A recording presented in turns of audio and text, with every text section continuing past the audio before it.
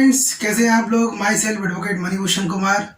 आज हम डिस्कस करने वाले हैं कि आप पति की संपत्ति पर पत्नी का कोई अधिकार होता है।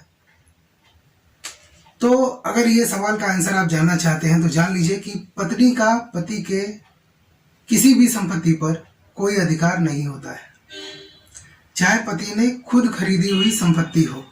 अगर पति कोई फ्लैट खरीदता है, कोई लैंड खरीदता है, कोई बिल्डिंग खरीदता है, कोई घर खरीदता है, किसी तरह का कोई इक्विपमेंट खरीदता है, मशीनरी खरीदता है, व्हीकल्स खरीदता है, तो उसकी किसी भी प्रॉपर्टी पर पत्नी का कोई अधिकार नहीं होगा, नंबर 1। नंबर 2, अगर पति को कोई प्रॉपर्टी उसके दादा से मिला है, दादी से मिला है, नाना से मिला है, नानी से मिला है या उसके परदादा से मिला है, तो उसके किसी भी प्रॉपर्टी पर पत्नी का कोई अधिकार नहीं होगा। पत्नी क्या कर सकती है? मेंटेनेंस की मांग कर सकती है। मेंटेनेंस की मांग कब करेगी? जब पति जो है पत्नी को कोई खर्चा नहीं दे रहा है, तो उस कंडीशन में मेंटेनेंस की मांग पत्नी कर सकती है फैमिली कोर्ट में जाकर। तो उसको क्या करना पड़ेगा? पत्नी को सबसे पहले अपने पति का जो इनकम है उसको शो करना पड़ेगा और ये बताना पड़ेगा कि हम लोग इतने दिनों से अलग रह रहे हैं, 1 साल से अलग रह रहे हैं, 2 साल से अलग रह रहे हैं, तो उस कंडीशन में पत्नी को मेंटेनेंस मिल सकता है, सिर्फ मेंटेनेंस मिल सकता है। अगर मेंटेनेंस की राशि पति नहीं देना चाहेगा, तब उस कंडीशन में कोर्ट ये डिसाइड करेगा कि इसकी मेंटेनेंस की राशि क्या है। मान लीजिए 5 लाख है और पति भाग रहा है, तब उस कंडीशन में कोर्ट पति के संपत्ति को सीज करके, उसको बेच करके पत्नी को मेंटेनेंस दे सकती है। ये कोर्ट का पावर है। तो ये शॉर्टकट में आपको बता दिया कि पत्नी क्या कर सकती है, पत्नी का अधिकार क्या है।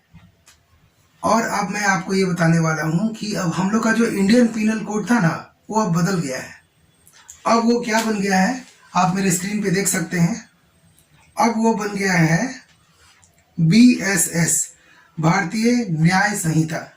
तो पहले क्या होता था कि इंडियन पीनल कोड में एक सेक्शन होता था IPC 124, इसमें देशद्रोह का कानून इंप्लीमेंट होता था। अब उसको बदल करके 152 कर दिया गया है। पहले क्या था 124, अब हो गया 152। गैर कानूनी सभा करने पर पहले 144 लगता था, 144 धारा लग जाती थी IPC के तहत, लेकिन अब उसको चेंज करके भारतीय न्याय संहिता 189 हो गया। पहले 144 था, 189 हो गया। उसी तरह हत्या करने पर IPC का सेक्शन 302 लगता था, लेकिन अब उसको बदलकर IPC को हटाकर भारतीय न्याय संहिता कर दिया गया और उसका सेक्शन 101 कर दिया। 302 की जगह क्या हो गया? 101। सेक्शन चेंज हुआ है। अगर आप हत्या का प्रयास करते हैं तो आपके ऊपर 307 IPC लग सकती थी। अब IPC को बदल दिया गया है, भारतीय न्याय संहिता लाया गया है, तो 307 को हटाकर 109 कर दिया गया है। उसी तरह अगर कोई दुष्कर्म आदमी करता है तो IPC में 376 उस पर लगता था, अब भारतीय न्याय संहिता में 63 लगेगा, सेक्शन 63 लगेगा। उसी तरह मानहानि करने पर IPC की धारा 399 लगती थी, अब भारतीय न्याय संहिता 356 लगेगी। उसी तरह ठगी करने पर पहले 420 लगता था, अब भारतीय न्याय संहिता की धारा 316 लगेगी। ये चेंज हुआ है। इसके बारे में आपको विस्तार से वीडियो बना करके दूंगा। तो अगर आप मेरे चैनल पर नए हैं, अगर आपको मेरा चैनल अच्छा लगता है, नॉलेजेबल लगता है, तो इसे सब्सक्राइब करें, लोगों के साथ शेयर करें ताकि लोग अवेयर हो सकें।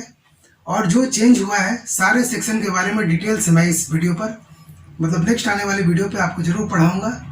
तो आज के लिए इतना ही। Thank you. जय हिंद, जय भारत।